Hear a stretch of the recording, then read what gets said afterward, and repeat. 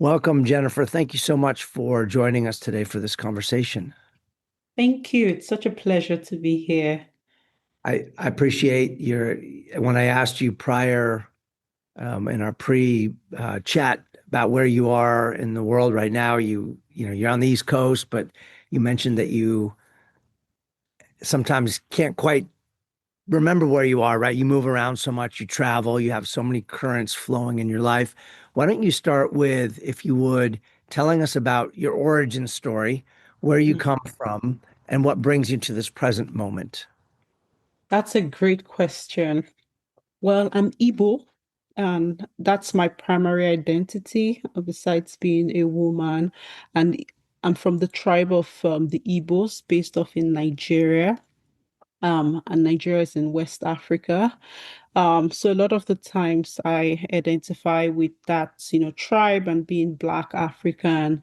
And a young person, I would say, who's really passionate about the environmental work. But growing up as an Igbo, woman or a daughter, um, I think there are threads of oppression that I always saw within the society I grew up with, within my internal family system that I feel has shaped who I've become today.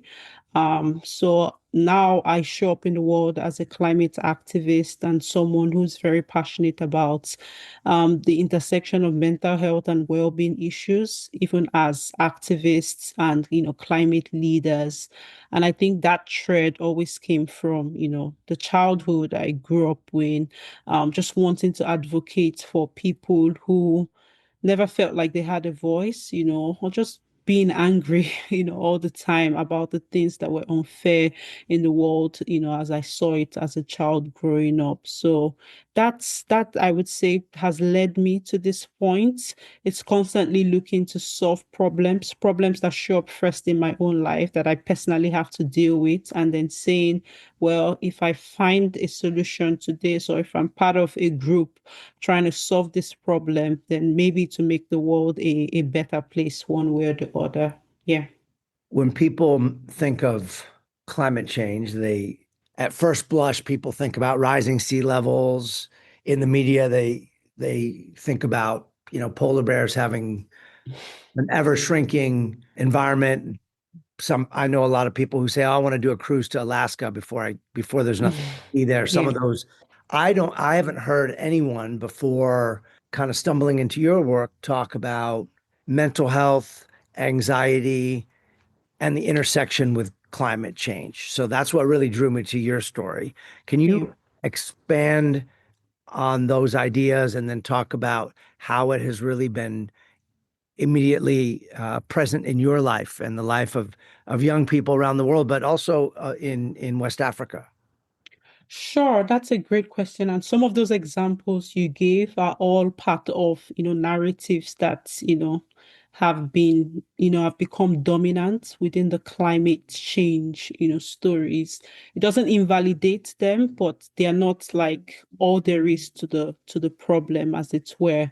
So my work with climate change and mental health, I think, came from my experience. Um, as a climate activist in Nigeria, organizing, working with young people to, run nature-based projects, community projects, clean up initiatives. I have constantly poured myself into doing the work that protects the environment. And somewhere along the line, I felt extremely burnt out, overwhelmed, and anxious as a result. And anxious in the sense that climate change is an extremely big problem. It's big to tackle. It's not just about, carbon in the atmosphere, the weather changing. It's about systems changing. It's about the power and injustice and the oppression that comes as a result of it. And so for me, these realities came kind of flashing back, and it just seemed like I was a drop, in the ocean. And that's what you find with a lot of young people who are interested in supporting the movement or making change. And that anxiety, that fear, anger, and grief that I was feeling, I later came to understand that it's, a concept within, environmental psychology and climate and mental health literature as, eco anxiety, climate anxiety, and the likes. But for me, it was first that feeling of extreme powerlessness and overwhelm.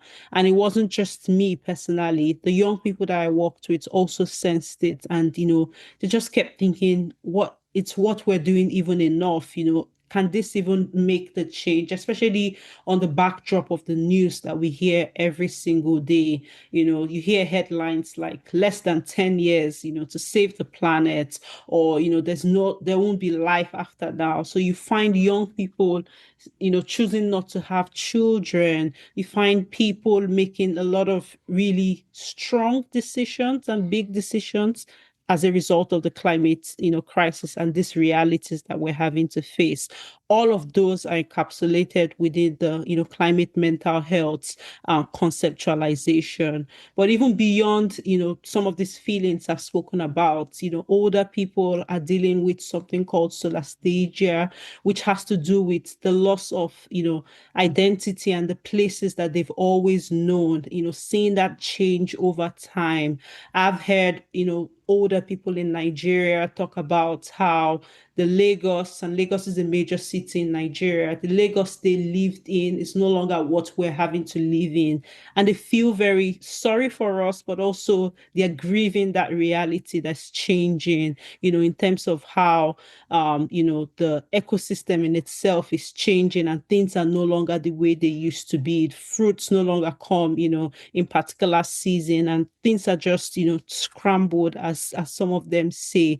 And that's something we see coming up, that grieving, that loss of identity that comes, for example, if you have to migrate as a result of a massive flood, that destroys your community. Farmers are having to grieve their livelihood that they're losing. So this is beyond, just talking about climate adaptation, is how deeply is, this are impacting people on a psychological level, and not just in terms of how they cope, but how they even envision their place in the world.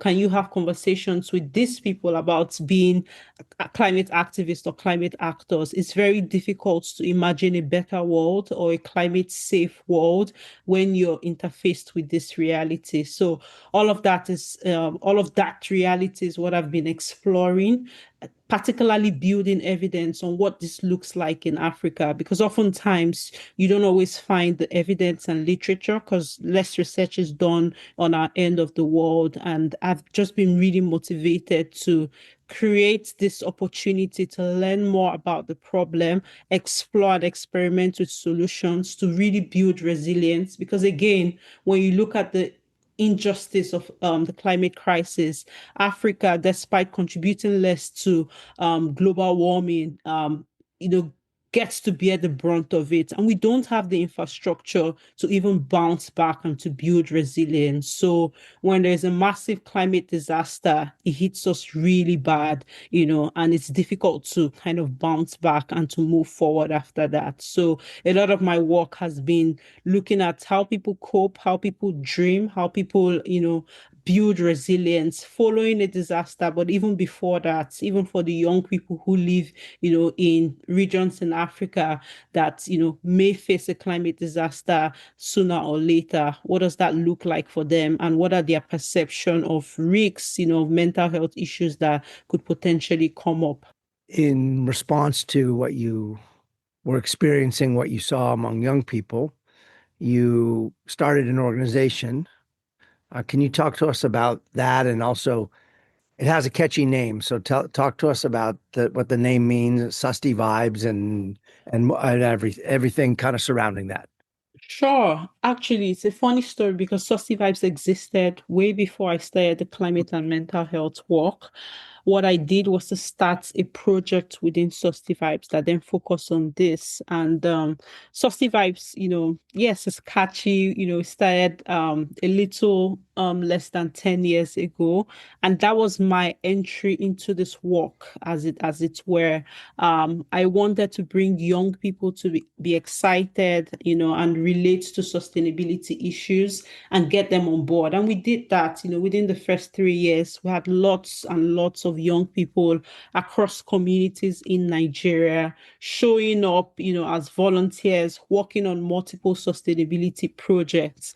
But 3 years in, that burnout and overwhelm started to, kind of engulf us. And we started something called the Eco Anxiety Africa Project, which is a sub project within Susty Vibes, now being, set up to be an organization of its own. And what we do at TIP is lots of research on building the evidence on what this really means for us as Africans, and also advocacy, trying to make a case and validate that these emotions are real and valid, and it's something that we feel as Africans, because there are arguments that, this is a white person's problem, as it were. And side by side, running community projects. So whether it's intergenerational projects with our elders to build resilience, whether it's projects around, having our version of a climate cafe, so talk therapy and spaces where we talk about the problems and what we feel we can do within, guided climate aware kind of psychotherapy support, and really looking at ways to move from this feeling of despair and hopelessness to just coming out of these spaces feeling a bit more confident and courageous and hopeful, and feeling that we can continue to do the work, because we need that, and we need that at a large, scale. How do you work with young people who may very likely be focused first and foremost on economic survival? I know in the United States, my daughter's in her early 20s, and it's a tough time for generationally that age group of individuals to think about what a career looks like. Can they ever afford to buy a home? That's certainly consideration in California, with just skyrocketing cost of living, and young people coming out of college or coming out of high school, how they're going to fit in. And I often think that part of the challenge, people lament the fact that, oh, the young, at least in the United States, oh, well, the young set doesn't vote. They don't come out to vote, even though they're registered and they don't. They're focused on other things. I think that's an oversimplification, but it's always a challenge. At least in the United States, older voters tend to be the ones who come out and express themselves at the ballot box. There's other ways to get involved in society, but how do you handle that topic in an African context, right, where people, I'd imagine, especially younger people, may say, "Oh, yeah, I can sit around and talk about this, but I got to pay the rent. Yeah, have I to do eat. these, I got to do that." So how do you kind of blend those two, recognizing the challenge, the realities that people have in their daily lives, but then also this is something that, from a talk therapy standpoint, if you want to use that term, it's important now, but it's also important. It's never going to not be important. Yeah. This is for the rest of their lives. Yeah, that's a great question. So I mentioned that we have our version of these spaces, and it's called Zen Cafe. And what we've done, and again, if I can backtrack, whenever we talk about this climate and mental health conversation in Africa, is not in silos of the existing socioeconomic issues. I would say most of the time that's the big thing. That's the problem. It's how does the climate crisis as a thing happening side by side, how does it make existing matters worse, right? How Right. does it make it harder to get a job? How does it make it harder to cope and to move out of the poverty line? So within the spaces, within the projects that we run, that's really a big thing that shows up. It's people's inability to hope or see a future, so it's almost like with all of the things that we have to deal with as young Africans, there's this added layer of the climate crisis, and that's what's extremely difficult. So these conversations are very much valid, and there are a lot of the things that we talk about. So within a climate cafe, and I can share some resources, that speaks to how, we design this, settings. Within those conversations, you would find that people are talking about not having jobs, people are talking about how, the quality of schools they had attended is impacting their ability to do XYZ in their current state. So we find that these issues are interlinked. And again, the climate crisis is not just about, the environment or the weather changing. For us in Africa, what we see as the environment is the platform that you're able to thrive and survive in. And if that environment, in a sense, is being impacted by the climate crisis, because there's insecurity that's, being impacted right now in Nigeria as a result. There's, food insecurity, that we're having to grapple with. And when you start to connect the dots, you see that this is part of a bigger problem, and we have to talk about it. We have to talk about issues like energy transition, because right now in Lagos, a memo has just gone out to say we're going to have power issues for the entire month. So these things come up, and staff are saying, well, how are we going to get power to work from home? This Right. is going to be very difficult. So it's all part of the conversation. You don't even put them as separate things. We Right. see, the climate crisis and all of the crises, as it were, as part of this big thing that we're having to deal with, side by side, all at once. And that's the unfortunate reality.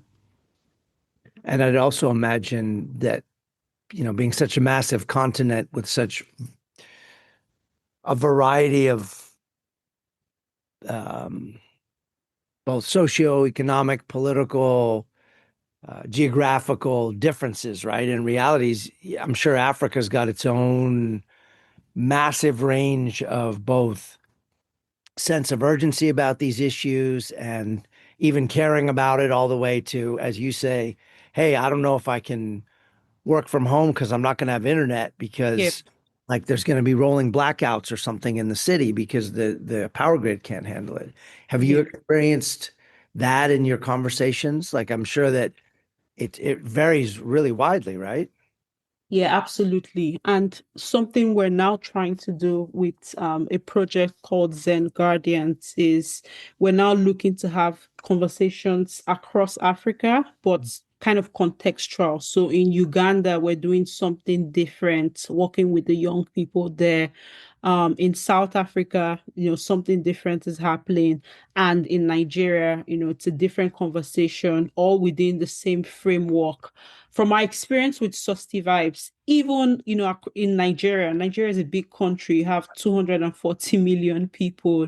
Even within Nigeria, different tribes, different states, different cities just have their peculiarities. The climate issues are different. The framings and narratives of how people understand the problem, how they care, how they respond is different. There is a faith dimension that you have to also, explore oftentimes. So we've learned that there's no one size fits all in the ways that we address and talk to people. So again, cultural sensitivity comes to play, but we don't come into these spaces like we have the solution. We're all trying to figure it out together. And by the young people, I'm talking people within the community are volunteering their time, through a participatory process to try and figure out what does resilience look like for us, and how can we show up in the world feeling a little bit, more hopeful than we were the other day. So it's definitely difficult. There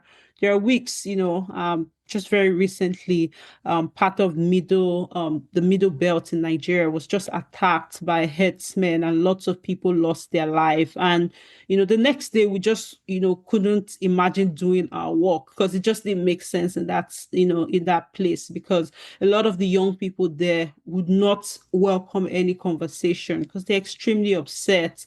And we realize that this is just the complexity and the difficulty of working in this space, that it's real life issues. It's not something you can just do on Excel and, share on a screen. This is actual people, people's lives and futures being impacted on a day to day. What has been the politicization of these conversations in the African context? The conversations around even whether to call it global warming or climate change in the United States, that's its whole hot debate.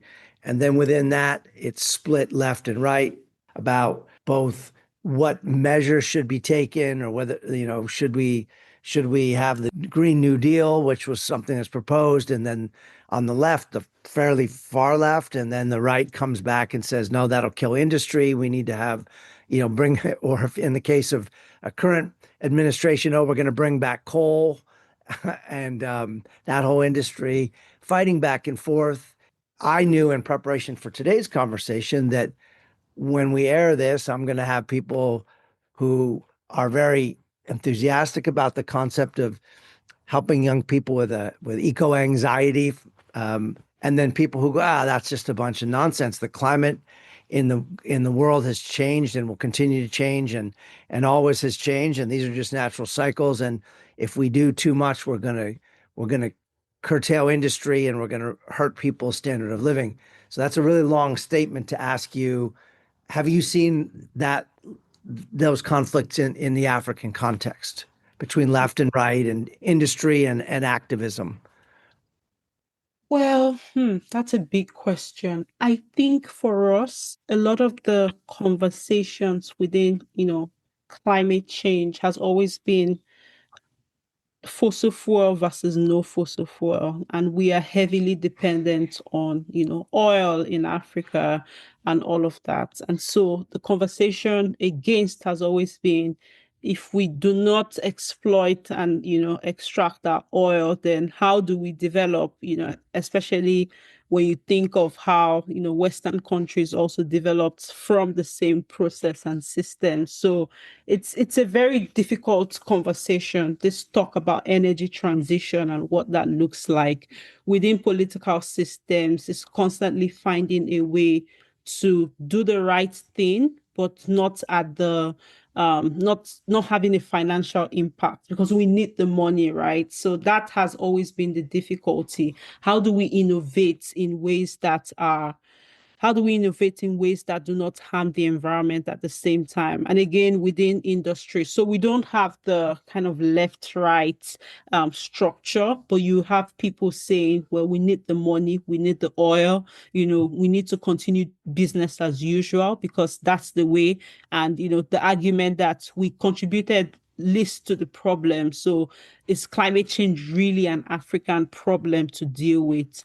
And whereas there, this other school of thought saying, well, you can't spend money on a dead planet. We are getting, the heat of the problem. So we need to hold, the West and people who have more money accountable, but also we need to do better and, kind of leapfrog in a way that is smarter and cleaner. And so pushing for more ambitious and urgent climate energy transition processes. So those are the school of thoughts.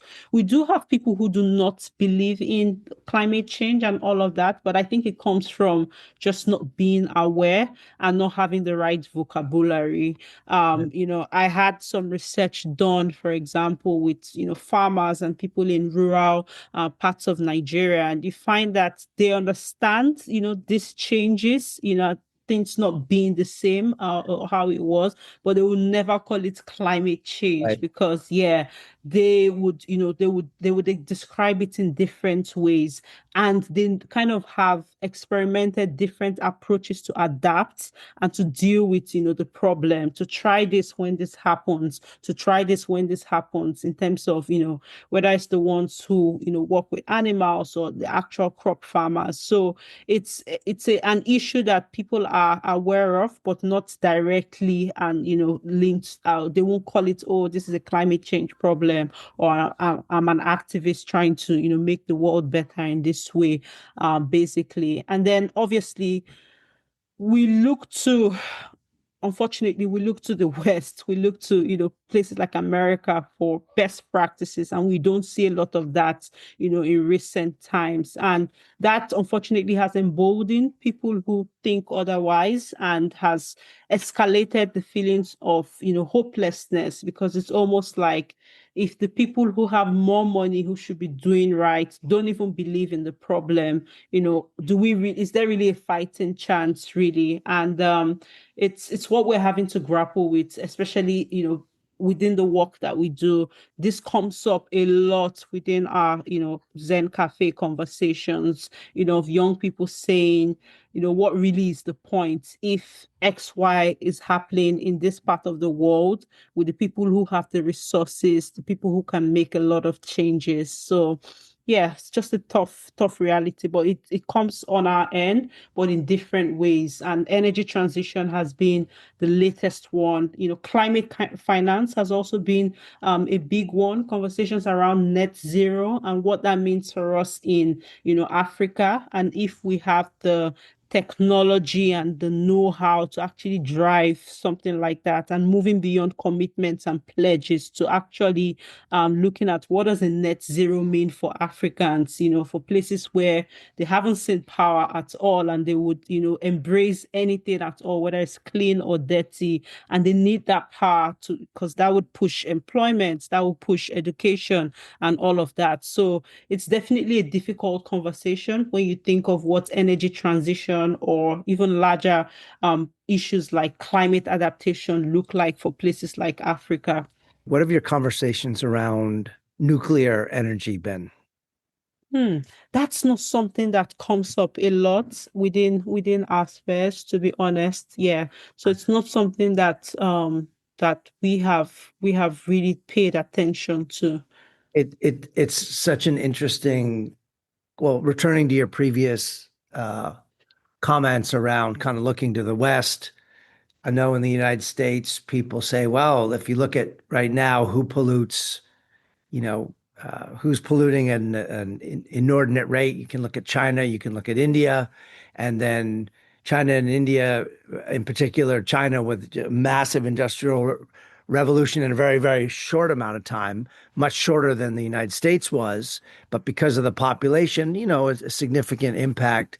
They kind of the comments are, well, yeah, well, the US, you guys had your modernization, you had your massive standard of living increases in now we're doing it, and we're doing it faster, and we're doing it more efficiently, and we've had the largest migration of humans in the history of the planet has Yeah. been from rural to urban China, right? Uh, and then of course now China's population is slowing down, and then you're going to have India. I just always think about, it's almost this thing where you go, oh, and as you mentioned, Africa, what we know is that Africa has contributed little to nothing to the problem, right? Yeah.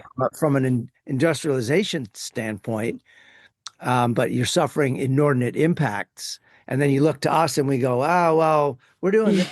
Check out China. And China's like, well, you guys caused this for the Yeah. 100 years. And so, meanwhile, Yeah. it's kind of, I can see where I'm getting anxious just having this conversation with you. Yeah. It's stressful. Yeah. So, yeah. And the reason I bring up the nuclear is just as it's always been a curiosity of mine, because nuclear energy is something that I've heard it in recent conversations in terms of sustainability and impact to the environment, as long as there's not a nuclear disaster. But because of Chernobyl and because of Three Mile Island in New York, that by the way, no one died from Three Mile Island, and the Japanese power plant disaster that was caused by a tsunami, that was also had minimal impact. But those are in the press, and these high profile events that just drive massive fear. And so much of our dialogue, so much of our decision making is as you say, is narrative driven. And if the Yeah. narrative is not complete, and the narrative isn't comprehensive, and the narrative is not thoughtful, then we're all just making, I always use this term, intellectually lazy or knee-jerk reaction decisions. Mm.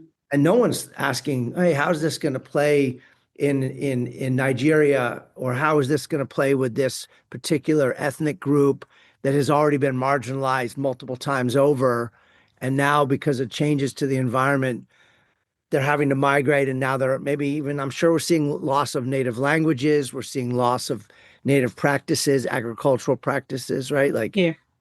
these are really really critical issues. How is Susty Vibes sustained? Do you get donations, or talk to us about that? Sure. So we do get donations, but oftentimes we're applying for grants. Okay. Yeah, from locally within corporations in Nigeria or outside the country.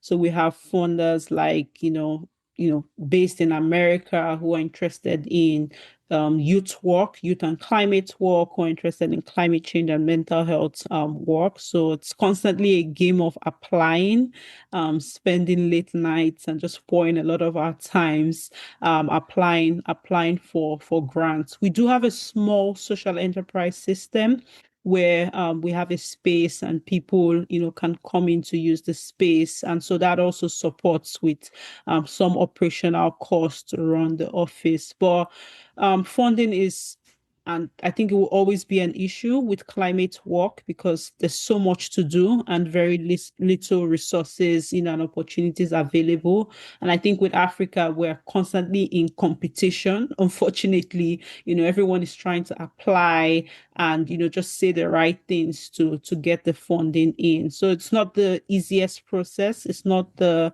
most ideal, I would say, because it almost reinforces that kind of capitalist struggle mentality. And, we're constantly having to work hard to look for funding. One of my colleagues and I were just talking about how it's almost like we spend more time, applying for grants than actually doing, the work that we want to do. And you can fall into a trap where you just do the work that your donor needs and you just check that box rather than what you actually want to do. So it's very difficult. And I would say with Susty Vibes, we probably could have gone a lot farther if we took all kinds of funding. So for example, would never accept money from an oil and gas company. And even though they are the richest corporations in Nigeria, but that means that we have to stay true to our mission and remain, less sustainable, I would say, just as a result. So we still have to keep some of our projects small scale until we're able to find those, the right kind of donors that are flexible and are mission oriented and that trust us enough to, run some of these projects large scale. We've spoken about a lot of the challenges, the impacts of anxiety and fear and hopelessness. And you talked about there are these retreats or these conferences that are being set up so that climate activists can go and rest somewhere. On the flip side of that, Jennifer, what gives you hope? Why do you get up every day and keep doing this work? That is such a great question. I think, and I really believe that the work that I do is is creating that ripple effect, right? Someone sees our work and they're motivated to keep showing up. So that alone helps me, right? And I think that if we crash out and we're no longer able to do our work, it's going to impact a lot of things that, a lot of dreams that people have. It's going to impact the way people imagine what climate action looks like. And for me, that helps me, just thinking that I'm supporting one person in their own aspiration of, making change, like, making climate action a reality in their community, doing something. So it's really been about that, beyond serving me and helping me stay sane, because eco anxiety is something that I have grappled with. So I am energized by showing up and doing something about, the problem, but I think about it, the entire value chain of, who gets impacted beyond the beneficiaries who come to our events, who are supported one way or the other, is the fact that more and more people are also thinking solutions. More and more people are thinking, well, this space has helped me think of something I can start. You've talked about nuclear energy today. That's something that could come up within, our conversations where someone decides, well, I'm going to study this in depthly. I'm going to do something about it and I want to work in this space. So for me, it's beyond the adaptation. I think the work that I'm doing has that double pronged approach where we're actually looking at ways to mitigate the climate crisis, one conversation or one resilience, approach at a time. And I think that's really powerful. I'm glad you mentioned the ripple effect because, most organizations, most nonprofits, most businesses in the world are small. Yeah. They're one or two or five or 10 people. And without that energy, the almost the butterfly effect, right? If the butterfly doesn't flap its wings, then we'll never know if it's going to change the air currents around the world somewhere, right? And so I really appreciate you for that. How have your studies connected to the work of Susty Vibes? Well, that's also an interesting story. So, my bachelor's was in biochemistry, Okay. and this was many years ago. I graduated in 2011 and I came out of, the bachelor's just wanting to learn about sustainability, learn about the work that I could do. And I couldn't get into a master's program for 8 whole years. And when I finally got into it, that's how I started doing a lot of the work on climate change and mental health. So it's been an interesting journey for me, and I'm now completing an MPH. I think I'm motivated to keep learning about the ways that I can do my work better, but also a part of it has felt like I need to get this validation, with these degrees that these days I've started to question, if that's really necessary. But it's been an interesting experience, I would say, how, doing one thing leads to the other, with the masters, with the MPH, and this journey that I found myself in.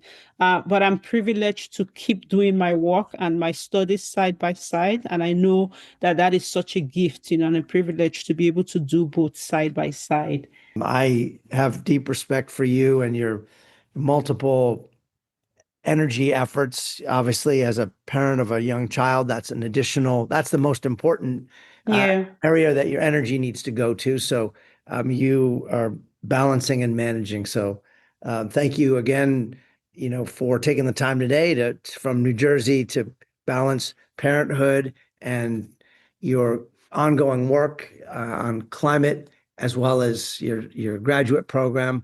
And I know the feeling of being kind of halfway through. I always talk about like the caterpillar before the caterpillar turns into a butterfly, it has to go into the cocoon, and then Yeah. in the cocoon and it's like there's some point in there in which it's probably just like some sort of amorphous green juice before it comes out as a butterfly. And being in the middle of a graduate program kind of feels that way sometimes, right? You're like, oh, please don't ask me about my program's going because I'm in a program and I don't know when I'm going to come out of the program. So I'm Exactly. kind of green juice right now. So um, uh, Thank you. what are you? I have two more questions for you. Sure. What are you most proud of in your work Hmm. and that the organization? I know it's not about you. So what are you most proud of in the work of Susty Vibes and overall in your climate activism? That's a great question. I think I'm proud of the fact that we're able to bring a lot of our ideas to life. Um, it's incredible. We say, oh, we're going to create a space to talk about these issues, a space that validates the emotions that young people feel. and we're going to make this a thing. And we do it, and it's like the world catches up with it. We're then getting features from National Geographic, and all of that. We think, well, we're not going to stop here. We're going to invite youth-led organizations from other parts of the continent to join this work and to build on it from there. And we go ahead and do it. I think that ability to dream and bring things to life is one of our proudest, accomplishments, where we're constantly thinking, how are we going to make this happen? And somehow, it just aligns that, we're able to pour in our time, build out the concept notes, and it happens. And, one example recently is we're just currently concluding a project where we're working with young girls who live in Lagos and trying to build this idea of rest side by side with feminist leadership.